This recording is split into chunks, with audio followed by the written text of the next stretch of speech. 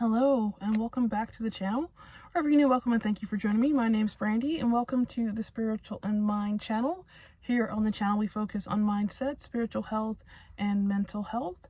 And today I want to share my divine feminine summer must-haves.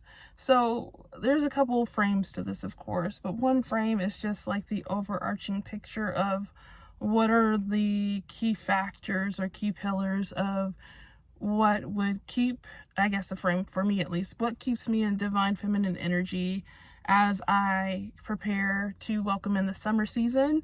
So I just wanted to share some things that I am personally going to be working on, and some of these things I've done, for the last couple of summers, and they've worked out really well for me. So they're continuing on. So I'm just going to share my top 7 with you. And then I have 2 other videos I was thinking about doing. So one would be like my divine feminine wardrobe, where I actually walk you through what I'll be wearing or what I generally wear during the summer that makes me feel that type of energy. And then another video concept is ideally, potentially at least, going to be about like what are the actual beauty treatments and that sort of thing I do during summer.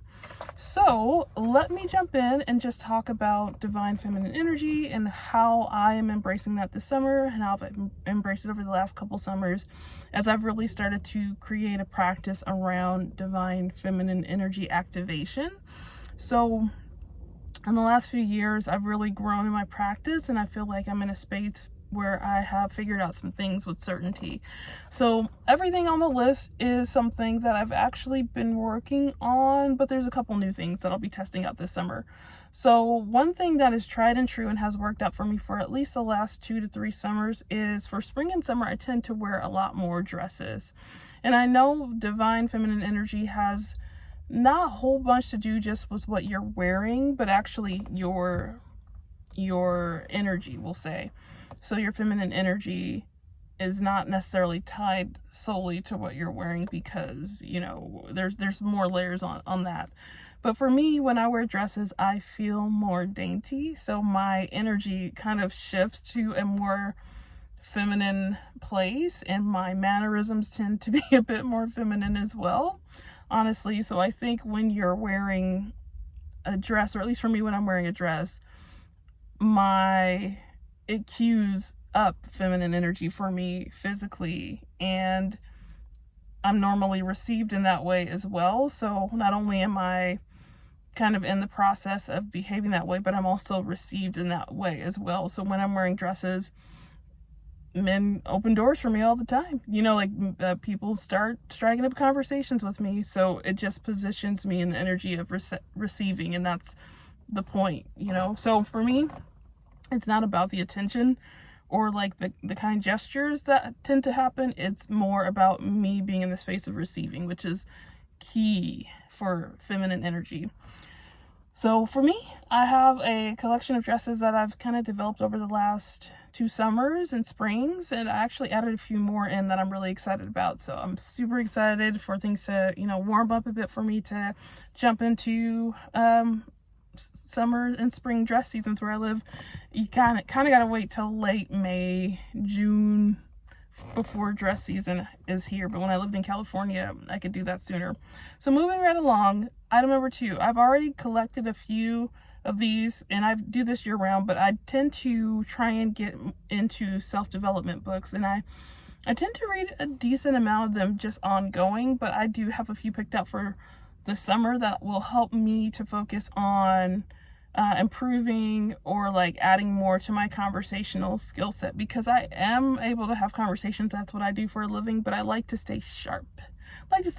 In the conversation department. So I have a few books picked out for this summer to inspire more conversation practice, because I know in spring and summer I'm actually a lot more mobile and I'm out and about a lot more. So I know that I'd want to make sure that my skills are sharp for just continually kind of meeting new people. So item number 3 is hobbies. So I go in and out of hobbies and trying to decide what I want to do, and sometimes I'll take a break if the hobby isn't working out. A past hobby that I got into for the last 2 years or so was belly dance. So I was pretty good with belly dance as like a hobby that I routinely attended. in practice, and I really enjoyed it, but I got to a point where I couldn't find the type of instruction that would allow me to advance further. So I'm still looking for that, but until I have it, I don't want to kind of stay where I feel like I'm not being challenged anymore. So like, even when it's a hobby, you want to ascend to the next level, and status quo is not my favorite. so I would love to get back to belly dance, but for now I'm just waiting to find a teacher or instructor that is able to help me get to that next level of practice, because I'm intermediate level, and I want to get to advanced, but I haven't found a teacher that actually offers advanced teaching in a way that I feel like, yeah, I want to learn from that instructor. They look like they have something to teach me, and I'm not picky, but I do know I want to be inspired by my instructor to entrust myself and my time and my money to that. So belly dancing is on ice for the current, but I was thinking of maybe getting into salsa, and I definitely plan to do some kickboxing. I've wanted to get into kickboxing for the last couple of years, but I haven't necessarily found what I'm looking for. So for me and hobbies, I just want to find what I'm looking for, or something close to what I'm looking for. So before, when I was looking for kickboxing, I ended up trying out Muay Thai, and that was okay, but I didn't feel like the coaches were really paying a lot of attention to individual needs, because I ended up with like injuries. And maybe that's just par for the course of like doing Muay Thai, honestly, but I wanted to access maybe coaches that were able to that at least felt more present. So I don't know, I'm always kind of looking at like, do I feel like I'm able to grow here, or am I just here? I guess. And it felt like I was just there after a while. So I did get some improvements, but overall, if I'm going to invest in things, I want it to feel a certain type of way, and not like I'm just a cog. So for me, I am looking for more hobbies, and I think this summer it'll be kickboxing and maybe some salsa lessons. Other than that, item number 4 is going to be, I'm going to try this out, and this is new for me this year, but it's basically bingo. Creating a bingo board of 9 spots, right? Where I just pick out milestone events that I want to have this summer. Like, one is to go to a concert. I already have the concert booked. I'm going to see Janae Aiko with a friend, so that's booked. One other thing is going to have a beach weekend with my friends. That's booked and taken care of. I would love to go horseback riding this summer, so I think I'm going to try and fit that into the beach trip. So that's 3. I want to go zip lining maybe, so that's 4. We'll see if that happens though, because I don't know exactly if I want to do that, or am I ready, because I have a little bit of fear heights, so working on that. Yeah, there's a hike I want to go on, so just trying to get some things in place that are really going to be exciting. And I think I want to do something with my kiddos where maybe we get out and go on a little vacation together. So I want to check in and see if they're up for that. So just kind of picking my top 9 events that I want to see happen this summer, and like holding space for that, so that way my summer has a bit of direction, a bit of flow, and a bit of fun, and a bit of progress. Because summer is a wonderful time where we get more daylight, we get nice warm weather, so I'm trying to capitalize on all of that. Okay. So item number 5, grounding. So I feel like it's really important, especially when the weather is good, to be out walking. So I'm trying to make sure to create a little practice to get more walking in. And also, I love meditating. I do, but sometimes I go in and out of practice, because I'll mix something else in. So if I'm not meditating, I'm journaling. If I'm not meditating or journaling, then I'm walking. So sometimes I don't necessarily do all 3. Sometimes I just pick one of the set. And if I'm not doing those, then maybe I'm creating. Maybe I'm sewing again. Maybe I'm dancing, doing belly dance at home or something like that. So I continually kind of move through and like rotate my coping practices or my grounding practices. So I want to get back to walking and meditation this summer, because I think it'd be really good And so far, in the spring, it's done really good for me. So that's the 5th thing. Item number 6 is just general self-care, and I'm looking at weekly self-care practices that I can do just to kind of feel aligned with feminine energy. So weekly self-care practices would be taking a spiritual bath, or a bath, a hot bubble bath with Epsom salt is one of my favorite things to do to feel more feminine. Also, just like taking time for self-care. So when I think yesterday I washed my hair, and I have a lot of hair and it takes a while for it to dry, but I washed it yesterday and I felt so good. So just the self-care things that make me feel good and are forms of self-attendance. So washing my hair, doing a henna treatment on my hair, doing my skincare, taking time to lotion my skin or do a body scrub, paint my nails or toes, doing my makeup. I have just a tinge of makeup on, so just a teensy bit today, is self-care. Also, sometimes like going for a walk is self-care to me as well, but getting into those practices that make me feel good inside, but seems to also affect my outside, if that makes sense. So I guess I would put movement in the category of self-care as well. And then last but not least is just nutrition. I've been working on my nutrition. I am at the 50th day of 75 soft, and I did a video in the past talking about it, and then I just hit the pause button because I'm trying to decide what I want to do for the next 25 days to close out the challenge, because it's my challenge and I do what I want. But for now, I got one of these gallon water bottles. So for the next 7 days, I just want to do a quick detox and reset. So I'm going to be drinking tons of water and trying to go to bed on time just to give my body like a seasonal reset.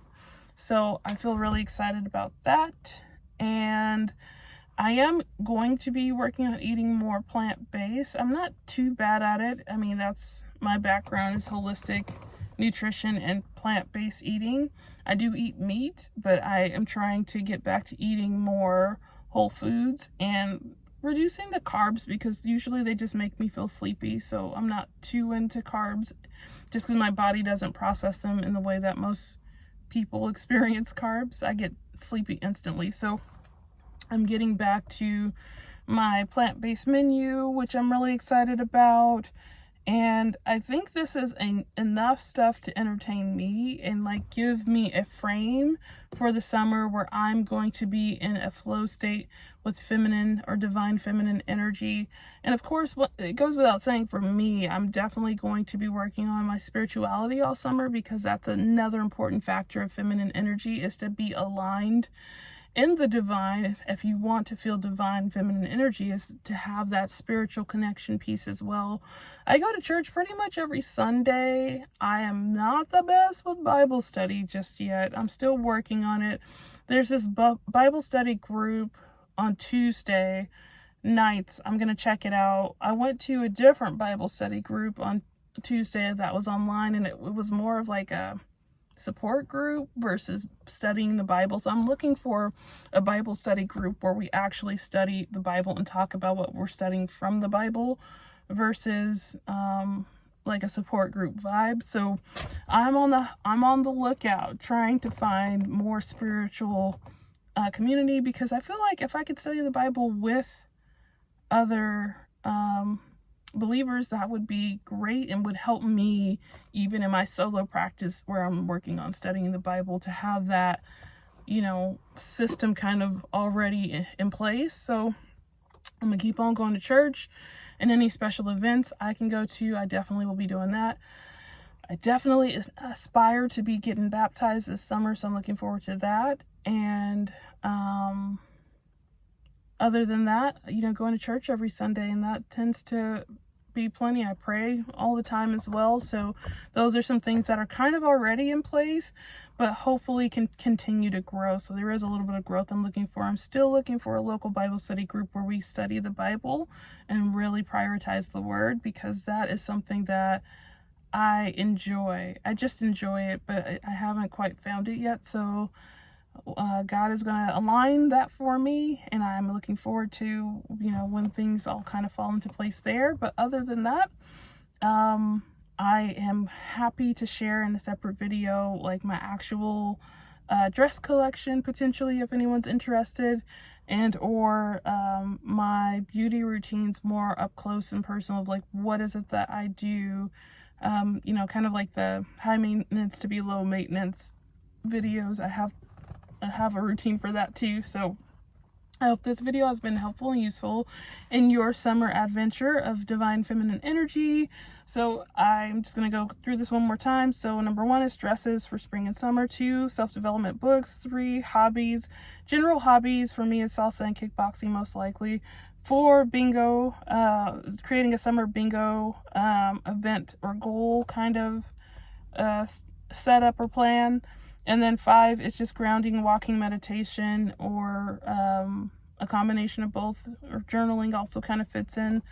Also, self-care, weekly, daily practices of physical self-attendance, like take care of the self physically, mentally, internally, and externally, taking care of your outer self and inner self.